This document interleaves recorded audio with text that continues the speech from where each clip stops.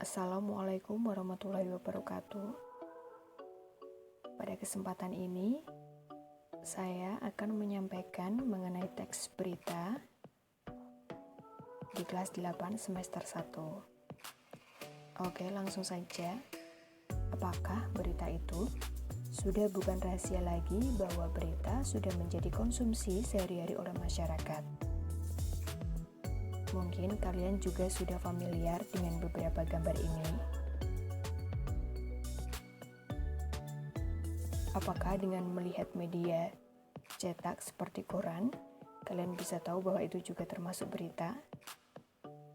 Atau hanya dengan memanfaatkan HP kalian yang di dalamnya terdapat beberapa media sosial seperti Instagram, Twitter, Facebook, YouTube, dan lain sebagainya, itu juga termasuk dalam sebuah berita.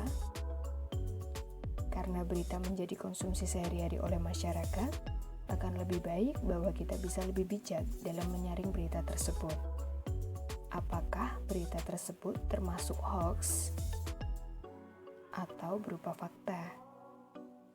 Sehingga kita tidak dengan mudah menyebarkan berita tersebut di media sosial tanpa diketahui kebenarannya. Oke, langsung saja pada pengertian berita. Berita merupakan suatu kejadian, laporan, peristiwa, atau informasi mengenai sesuatu yang telah atau sedang terjadi yang bersifat aktual dan faktual.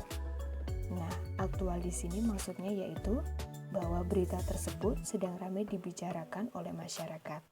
Sedangkan faktual bahwa berita tersebut benar-benar dikemas berdasarkan fakta yang ada, bukan hoax ya, apalagi gosip. Berita dapat ditemukan di mana saja, seperti di televisi. Kalian bisa melihat, mendengarkan, sekaligus membaca beberapa kalimat yang ada di tayangan televisi tersebut. Kalian juga bisa mendengarkan berita di radio, membaca berita di media cetak,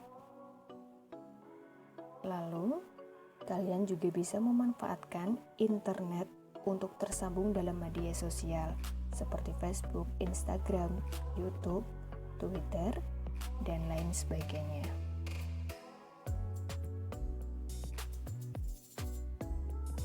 Mengenai unsur-unsur berita, kalian pernah mendengar 5W+1H?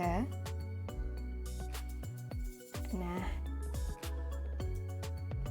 itu merupakan unsur-unsur dalam sebuah berita yang mencakup what, yang berarti apa, who, yang berarti siapa, when, yang berarti kapan,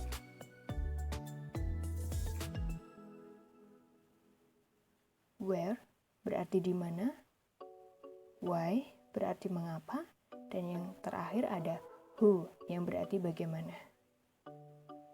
Mari kita ulas dari unsur-unsur tersebut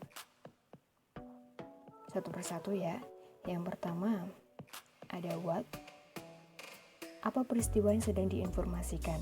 Biasanya pembahasan mengenai peristiwa yang sedang hangat-hangatnya dibicarakan di kalangan masyarakat. Jadi dalam hal ini harus terbukti kebenarannya sehingga tidak menimbulkan keresahan masyarakat ya. Lalu yang kedua ada who. Siapa saja yang terlibat dalam peristiwa yang diberitakan tersebut. Biasanya meliputi subjek yang bersangkutan dalam berita tersebut. Yang ketiga ada when. Kapan terjadi peristiwa tersebut. Dalam hal ini berhubungan dengan waktu terjadinya suatu peristiwa, bisa hari, tanggal, bulan, tahun, bahkan menunjukkan pukul juga. Dan yang keempat ada where, di mana tempat peristiwa itu terjadi. Biasanya berisi lokasi peristiwa. Dan yang kelima ada why, mengapa peristiwa itu bisa terjadi. Biasanya meliputi alasan dan latar belakang peristiwa yang telah diberitakan. Dan yang terakhir ada who, yang berarti bagaimana peristiwa tersebut bisa terjadi.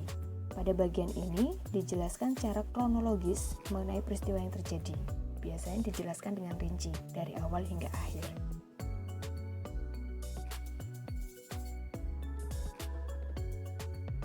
Jika dalam bahasa Inggris kalian sudah familiar dengan istilah 5W plus 1H, maka dalam bahasa Indonesia kalian bisa menyebutnya dengan adik Simba, yang merupakan akronim dari apa, di mana, kapan, siapa, mengapa, dan bagaimana. Hal ini digunakan supaya kita mudah dalam mengingat beberapa kosakata dalam bahasa Indonesia ya.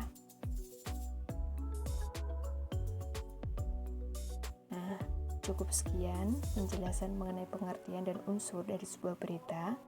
Sampai berjumpa lagi di pertemuan selanjutnya untuk membahas teks berita di bagian yang lain.